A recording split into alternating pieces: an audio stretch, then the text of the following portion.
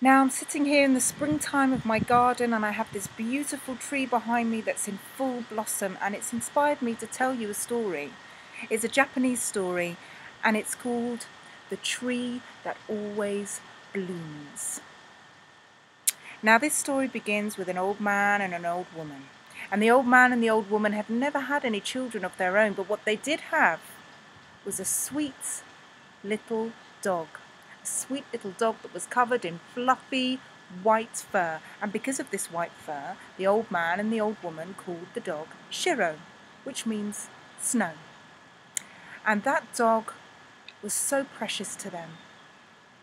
Every day the old man would take the dog out onto his land with him. Now on one particular day, a cold winter's day, Shiro began to scratch at a certain point in the land. He began to scratch at the dry, hard, cold earth. And he barked over to his master. And so the old man went over and he took his spade and he said, "Oh, I see what you're saying. You want me to dig? Well, then I'll dig, Shiro, I'll dig." And so he began to dig at the whole hard, cold earth. And what he found down there he couldn't believe, because buried in the earth was a big round metal pot, and inside the pot there was gold pieces. For the old man and the old woman, they would never have to worry about money again. Now all of this didn't go unnoticed, because the old man and the old woman had a mean, nosy neighbour, and he'd been watching as Shiro dug at the earth, and he'd been watching as the old man pulled out the metal pot. He saw the glow of gold, and so he went straight over to the old man and the old woman's house, and he said, "Now I just wondered, could I borrow your dog just for one day? I need your dog to help me on my land." And the old man and the old woman, being sweet and kind, said, "Of course, if our dog Shiro can be any use to you, please take him, but do take care of him." So the neighbour, he picked up Shiro the dog and he took him back over to his land. He picked up a spade and he said, Go Shiro, find me some gold." Well, Shiro began to scamper all about the land, and he stopped at a particular point and he began to scratch at the dry, cold earth. And the neighbour came over with his spade and he began to dig and dig and dig down. And he was pleased to find a round metal pot. He lifted off the lid, expecting to see the glow of gold, but instead he was met with a disgusting stench, and when he looked in the pot there was nothing but rotten food, worms and maggots. The neighbour threw down the pot. He was furious. He looked at Shiro. He picked up his spade, he lifted it high above his head, and he smashed it down on top of Shiro. And Shiro was killed instantly. The neighbour picked up the dead body of that sweet dog and he took it over to the old man and the old woman. He gave no apology. The old man and the old woman, they were heartbroken. They wanted to give Shiro, their dog, a proper burial, so they went out and they dug him a grave. And when they'd covered over the grave, they planted a small pine tree in the hope that it would grow in the memory of Shiro. Well, this pine tree, it didn't grow over the course of months or years. This pine tree began to grow within hours. And in a few short days, the tree was tall and strong and thick. And the old man and the old woman, they were amazed. They were sure that the spirit of Shiro was inside this tree. And so the wife said, what makes me think of Shiro more than anything is rice cakes. You know how he loved rice cakes. Why don't we cut down this tree and make it into a pestle and mortar, and then every time I make rice cakes, we can think of our Shiro. The old man agreed. He took his axe, he chopped down the tree, and he spent many days making a beautiful pine pestle and mortar. And when it was finished, he took it to his wife.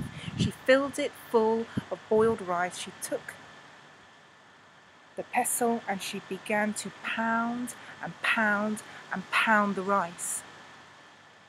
But the more she pounded, the more a strange glow began to come over their faces. Because as she was pounding, the rice was turning into gold. The old man and the old woman, they couldn't believe it. It was as though Shiro was protecting them. But of course, their happy moment was being watched. They were being spied on through the window by that greedy neighbour. He wasted no time going and knocking on the door.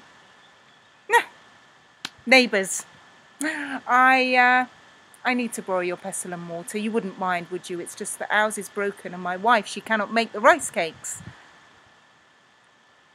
Well, as we know, the old man and the old woman, they were kind, sweet people. They should have said no, but they didn't. They said yes. They handed over the pestle and mortar. The neighbour took it, went straight back to his house, and he said to his wife, "Boil the rice. Just you wait and see what happens." So his wife, she boiled the rice, she placed it in the pestle and mortar, and she began to pound and pound and pound. But when she pounded, there wasn't a glow of gold.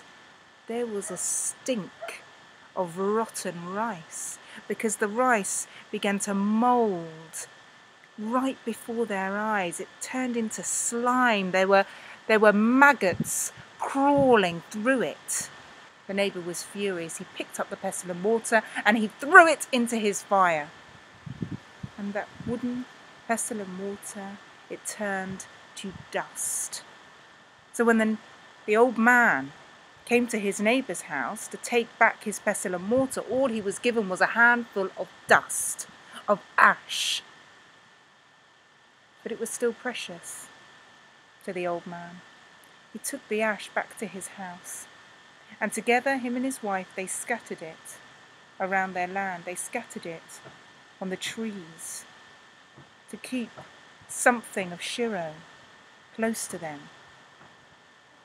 And something amazing happened, because where the ash settled on the trees, even though it was still winter, blossom began to spring forth on all of the branches. Pure, beautiful white blossom, just like the fur of their precious dog Shiro. Their land looked beautiful, so beautiful that people began to come and visit. Word spread, seeing this wonderful blossom in the middle of winter. Well, it lifted people's spirits. It was even heard about by the prince himself, and he came by on his horse just to see this beautiful blossom. Now, soon after, spring did come, and that prince, well, he walked around his palace gardens and saw all the beautiful cherry blossom, pink and white. He was very sad to see that one tree, one special tree planted by his father's father's father, well, this tree had not blossomed. It was as though it was dead. So the prince decided to go and pay the old man and the old woman a visit. And he asked them if they could help him. Now, it just so happened that the old man had few little grains of that ash left. And so he took the ash from the pestle and mortar and he went to the palace. And he climbed up into the tree, this sweet, kind man, and he scattered the last little bit of Shiro onto the branches. And no sooner had the ash left his fingers than blossom began to appear All over the branches, beautiful white blossom, just like the fur of Shiro. Well, the prince, he was so pleased and he was so grateful that he invited the old man and the old woman to come and live with him in his palace. He even knighted the old man. He gave him the name Sir Old Man Who Makes Trees Blossom. And the old man and the old woman, they lived the rest of their days happily and peacefully. Now, I'm not saying it's true, and I'm not saying it's a lie, but that is my story, and I'm sticking to it.